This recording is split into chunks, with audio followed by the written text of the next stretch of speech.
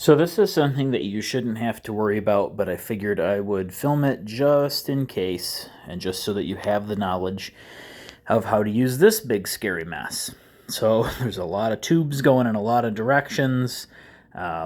Looks like chaos, right? Wouldn't want to touch that if you don't know what it is. So this is the RODI filter system. The way that this works is water will come in through the faucet. You can hook that up right now. So this piece here, take this over and thread it on there, and try very hard not to cross thread it. It's surprisingly easy to cross thread this thing. I don't know why. If you do, water's going to run all in the sink. Not a big deal, but whatever.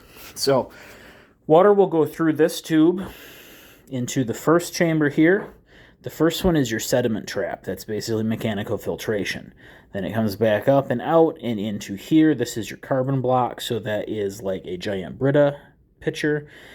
Water comes back out, and then it would go straight to here, but because I have the booster pump, it goes through the yellow tube up to the bottom, and then back out the yellow tube from the top to the next stage. That's increasing the pressure to go into this one, which is the actual RO unit. So the RO unit uses high pressure water pushed against a membrane to force the clean water through while all the junk water stays on the other side.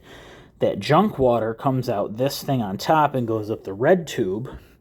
Red tube goes in here and then comes out here.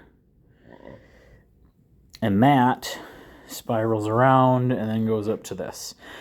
You can either have it run in here, this is your wastewater, or you can have it run in this bucket and then dump it outside. I've been doing that so it's not completely wasted. You don't want to water houseplants with it because it's full of lead and garbage. But yeah, so then the good water goes underneath that to the next stage. And what this stage is your DI resin. So this pulls out a lot of things the RO unit won't pull out, like phosphoric acid. So then that comes up to here, and then that pushes the water out to this one, which we will put in the bucket here. So just to show you how to do all this, you put this on and then turn the water on. I like to do warm water and just a little cold water, just so that if I'm using it right away, it's not freezing. That puts water in the unit. Now, if we didn't have the booster pump, that would be enough that the water would start flowing, okay? So what I'm going to do is take this guy, and I'm going to stuff it in the bucket, because I'm going to go water the arborvitaes with it, and then I'm going to flip up the handle just to kind of pinch it in. Then this one, I'm going to pull out, and I am going to stick it in here, because we're going to use that water. Now, the water's already turned on, and that's important because we don't want to run a pump dry. Come over here and plug this in. It's going to take a second, and then you'll hear it kick on. And then if you look down there, wastewater is draining into this bucket. Good water is draining into here. Now, the biggest things to worry about are if that overflows all over the floor, which there is a drain, but please babysit it if you're ever going to do this, or at least set a timer or something. It fills up faster than you would think. I mean, if we were to stand here, we'd probably waste 15 minutes. But if you go upstairs to do something, surprisingly, about 2 minutes later, it's completely full. You know, wash pot never boils. This, you don't really need to worry about overflowing if you're refilling something small. But if you're doing a bunch of jugs like that or another large bucket, you're going to want to watch that too. When you are done with all of this, let's say that that's completely filled up and you're just done. The first thing that you want to do is unplug the pump. You can hear it stopped. Put the cord back up. And then you want to go and shut off your water. Okay, that's draining out the rest of the way.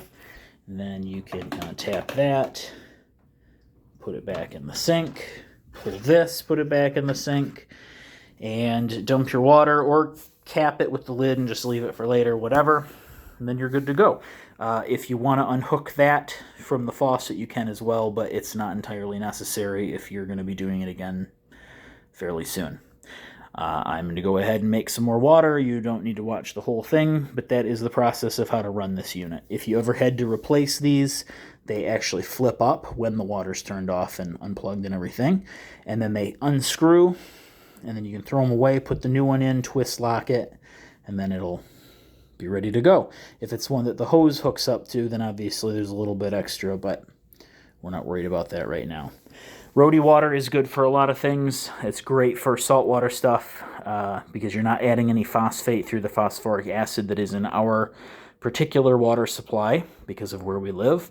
If there's anything else in the water like lead, mercury, all the garbage that you don't want, that would end up in your reef tank, and you get a lot of sensitive organisms in there that don't want any of that stuff.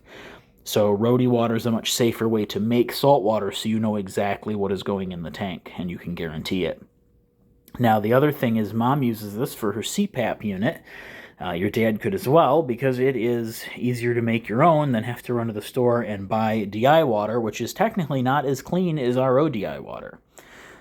So it doesn't leave any kind of lime scale or nastiness. The lime scale you see in there is because at one point I had mixed salt water in that bucket, and that is calcium carbonate that built up. That did not come out of the RODI water.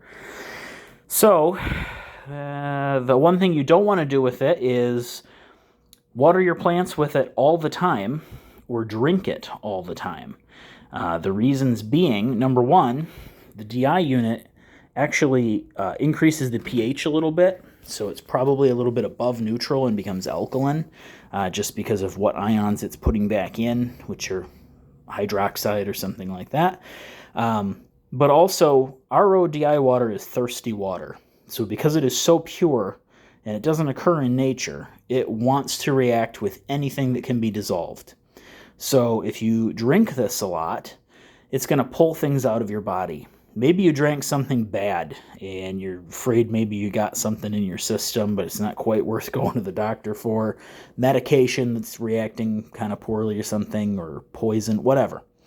Not really a good way to go about it, but you could drink some of this and it may help to flush your body out a little bit, if a little bit's what you need. If you drink it all the time, though, it's going to start pulling minerals out of your body.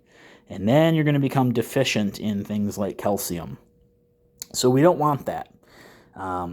So don't be drinking this all the time, if at all. Really, if you were going to drink it, you'd want to do it without this unit. And there is a way to set this up to do just RO water, but you end up with the same problem where it is thirsty water and it can become dangerous. If you have a plant that has too much salt content in the soil or something like that, flushing it with RODI water would be a great way to alleviate that. Yeah, that's all the uses that I can think of off the top of my head. Hope you found this interesting. Again, this isn't something that you should ever have to worry about, but just so you know, that's how you run the RODI unit.